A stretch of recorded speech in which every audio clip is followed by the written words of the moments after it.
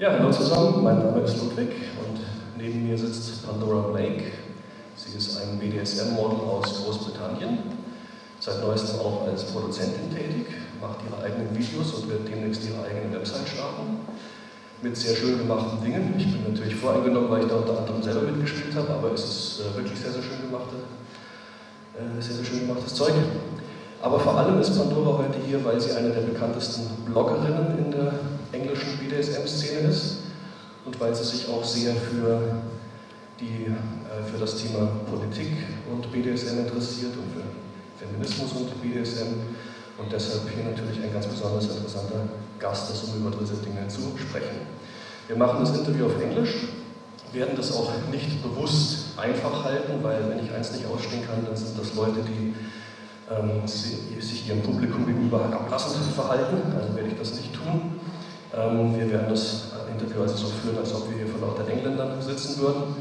Und für den Fall, dass nicht jeder alles versteht, wird das Interview später nochmal im Internet einzusehen sein und es wird dann wahrscheinlich auch eine deutsche Übersetzung geben. So, Pandora, to start on a personal note, tell us a little bit about yourself, please. Thank you, Ludwig. Well, as you just mentioned, I'm a BDSM model in the UK. I've been kinky pretty much as long as I can remember, so it's a very core part of my identity. I think my earliest memories are of having BDSM kind of daydreams, and it's always been a very important part of my sex life. I am currently in relationships where I'm submissive to two different men. I'm polyamorous, and so it's very important to me and very personal. So how did you get into working with BDSM professionally as a model? I got into BDSM modelling through doing nude and bondage modelling when I was a student. I started spanking modelling because it was something I'd enjoyed in private and very quickly became really enthusiastic about the creative side of things. I loved writing the scenarios and the storylines and started producing my own content, my own films and photo sets some years ago, but I'm only just getting to the point now where I'm ready to start launching my own spanking site. That's going to be out later this year. It's called dreamsofspanking.com and it's going to focus on traditional English punishment discipline fantasies, a lot of historical storylines and dominance and submission as well. So one very important term that comes up when one reads your writing and one looks at your website is fair trade porn or ethical porn. That seems to be very important to you, so could you tell us a little bit about that aspect? Sure. I really think that the image that a lot of people have of porn as being inherently exploitative is really outdated and inaccurate. Especially in BDSM porn, there's so much emphasis on consent and negotiation that usually it's being produced in a fairly consensual, ethical way. However, even then, a lot of studios don't necessarily put an emphasis on fair trade production. So if you look at their sites, you might not be able to be reassured that what you're looking at is safe, consensual, and the models are happy. And so I'm aiming to be the first openly fair trade porn producer, really making that kind of at the forefront of my presentation, and try and demonstrate that it's possible to produce spanking porn and BDSM porn in an ethical, consensual way, but also a way that's respectful to women, and that caters to women's fantasies as well as to men's fantasies. And you do define yourself also as a feminist, so you're obviously not one of those orthodox feminists who believe that pornography and BDSM are inherently degrading to women or anything like that. No, certainly not. I'd identify, I think, as a sex-positive feminist. I'm pro-choice when it comes to sex work. I'm pro-choice when it comes to sexual freedom and sexual autonomy. I do think it's possible to do BDSM in a sexist way, but it's completely not necessary anymore than it's necessary for sex to be degrading to women. So really it's entirely down to how the individuals pursue it. So it sounds to me that spanking is your main fetish, and there's a very big spanking scene in the UK, in Britain, and it seems to be quite separate though from the larger BDSM scene over there as well as I think for a lot of people who are into spanking, that separation is very important. They're quite adamant that they aren't really into general BDSM or fetish, which has quite a lot of sexual elements. and that their preference, their taste is for this very strict domestic discipline, which is not sexual and which maybe has an institutional flavour. But it's not an essential separation. I'm into spanking and BDSM. I don't really see a big separation. My enjoyment of spanking is sexual. But I do think the UK is unusual in how many people are specifically into spanking and corporal punishment, as opposed to the wider fetish kind of arena. There's a lot of professionals, for example, who offer spanking services explicitly that are maybe domestic, judicial, school themed, and it doesn't have any kind of rubber or latex or leather or any sexual elements. It's purely spanking, punishment, very kind of straightforward. Well, there are reasons why they don't spank English-wise. So what about BDSM in general in the UK? Would you say that the UK is a very BDSM-friendly country? How's the legal situation there? Are most BDSM practices legal, or are there sort of stumbling stones? Legally speaking, I'd say that it's quite unfriendly. According to the UK law, if an act results in marks or injuries on a person, which are more than, I think the wording is transient or trifling, then technically it constitutes assault, it constitutes actual bodily harm, grievous bodily harm, it's a criminal offence. But in order for that to come before a court, someone would need to report it to the police. So in practice, maybe if it's consensual, it wouldn't ever actually become of interest to the court. So how many prosecutions of such acts are there in practice in the UK? Probably not many, like I say. If it's consensual, then there's no reason for anyone to report it. But there have been some prosecutions. I know that in the last few years, there have been 2 heterosexual married couples who came before the court after consensual BDSM activity, because one of their partners was very heavily marked afterwards. I've got no idea how it came to the attention of the police or how it came to court, but I do know that the judge ruled in both cases that what goes on within a private consensual relationship is of no concern to a court. So that's pretty encouraging. We'd hope that that would be what would happen most of the time, but you can't quite be sure whether that's just because they were heterosexual married, so maybe if they were a gay couple or not married, they might be different. There is also something, as far as I understand, in the UK called the vetting and barring law. So maybe you could tell us a bit about that and how it potentially affects people who are into BDSM in their lives. Well, for the most part, if you practice BDSM in the UK, you'll be left alone, but the exception is if you want to work with children. If you want to foster or adopt children and people find out that you're kinky, that you're a fetishist, then you can forget it, so it's not going to happen. And if your career is working with children or vulnerable people, so if you work in healthcare or social work, then there's a law which says that you can be barred from doing this kind of sensitive job if it's found that you own any images, so this is a porn law, which depict sexual violence against another human being. So that's an extremely broad category. It really covers an awful lot. And a lot of people who work in that sort of public sector role might find they have to choose between their sexuality and their career. Speaking of images, there's also a law called the extreme pornography legislation that was passed a couple of years ago in the UK, which has made the situation for people worse for people who are into BDSM. So could you tell us first how that law came about? Well, I think like any censorship legislation, it was a very reactionary process. The law was brought about following a campaign by the mother of a murder victim. The victim was a young woman. And it was found that the murderer had some extreme pornographic images on his computer. And at this point there was a massive campaign trying to make these pictures illegal to view, because the implication is that there's a causal link, that if you view violent pornography, you'll be more likely to go out and commit non-consensual violent criminal acts, which is a fallacy. I mean, evidence suggests that there is absolutely no link relating to causally. And in fact, there's some evidence which suggests that having pornography available makes it less likely that people will commit crimes because they have an outlet for their desires. But as usual, politicians are happy to ignore the statistic that there are thousands and thousands of people looking at pornographic images or playing so-called violent computer games or whatever, and never turning violent. But if one individual runs amok, then it must be the fault of these things. So what does this law do now? What does it say? nowadays in existence?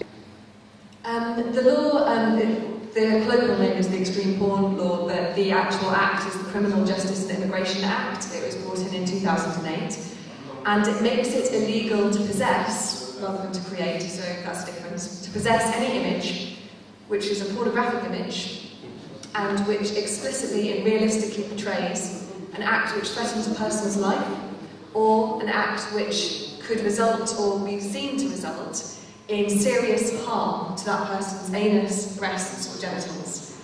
It also covers necrophilia and bestiality. But again, it's a very vague wording of the law. So if I make a fun photograph of holding a knife to your throat or whatever, and the image is seen as having some sexy undertones as well, then it could be regarded as extreme pornography and it would be illegal to possess that image.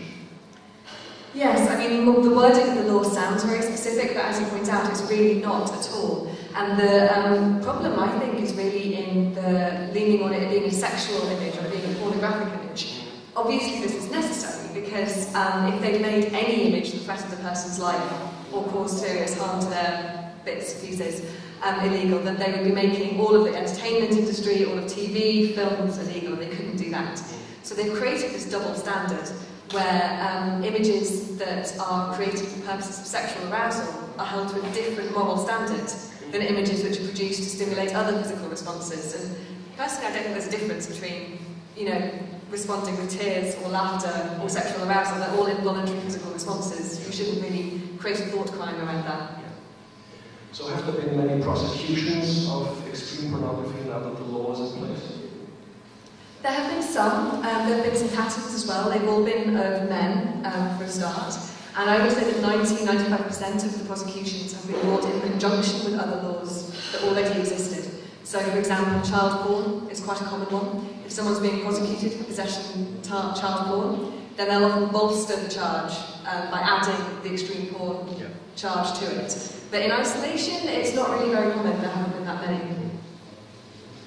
Now, to another subject, a couple of years back there was the Max Mosley case in the United Kingdom. He was as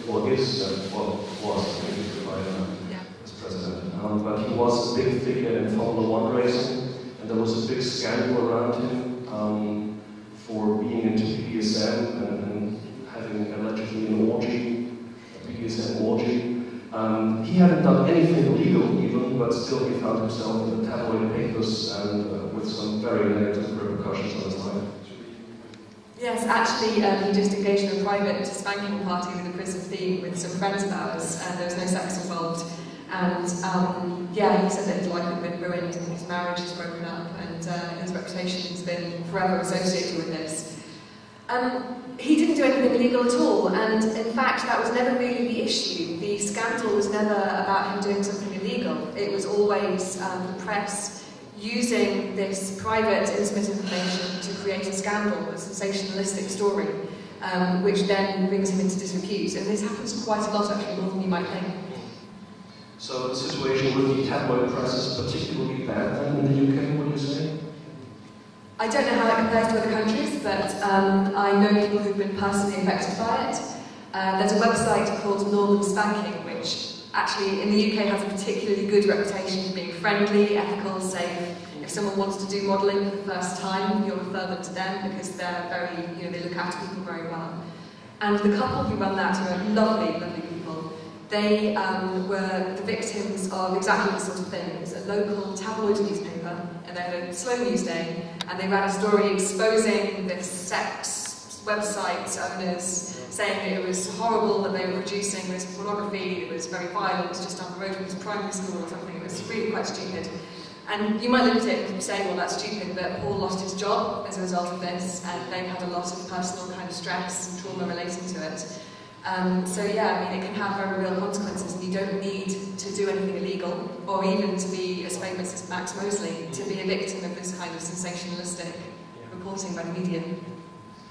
So now recently the shoe's on the other foot, because the UK tabloid press has come under fire for unethical practices, for hacking into phones of children who were kidnapping victims, hacking into phones of people who were terrorist victims, and not just celebrities, but just regular people, bribing police and all that. So, and News of the World were the newspaper who broke the Max Mosley stories and one of that, they were closed down. So do you think that tabloid journalism in the UK is going to improve now, that maybe we're going to see less sleaze stories, or?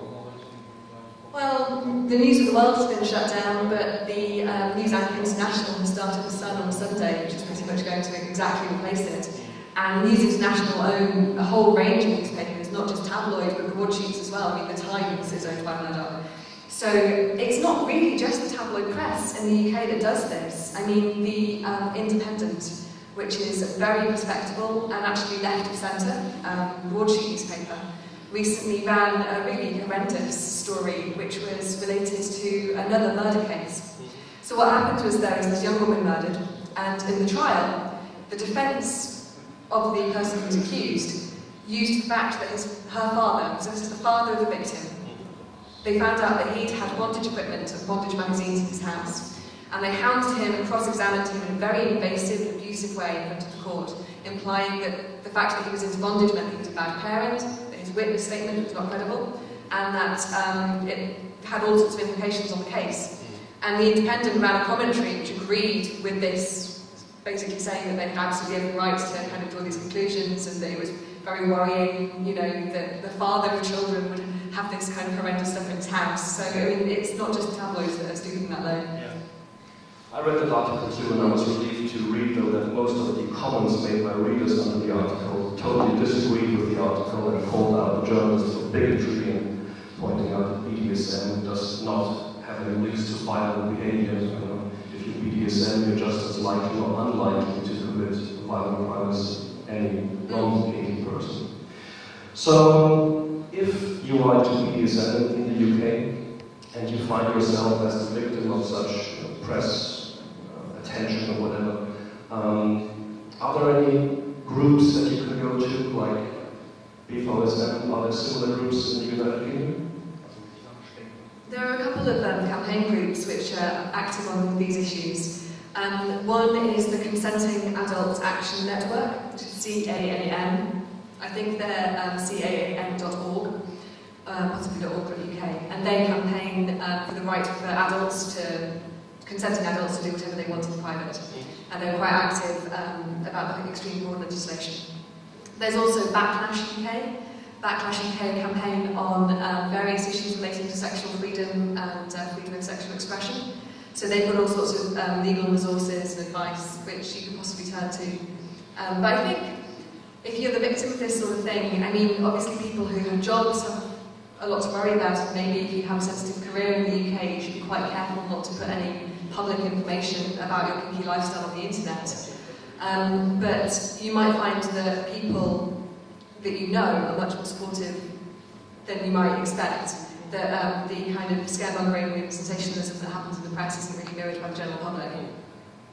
In terms of kinky resources in the UK, I'm also hoping that there being some explicitly fair trade and woman-friendly porn will set a new precedent, and that more people will start to produce porn in that way, and that will maybe break down some of the barriers and reassure people who are encountering their fetishes for the first time that there's not necessarily anything wrong with it, and that it can be a completely sane and normal way to be. Yeah.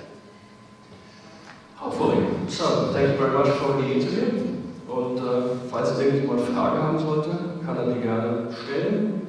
Auf Englisch oder auf Deutsch, dann übersetze ich sie gerne. Also frage ich einfach mal in die Runde. Gibt es noch jemanden, der was wissen möchte von Pandora, darüber, wie es in Großbritannien ausschaut mit BDSM? Wenn nicht, ist auch kein Problem.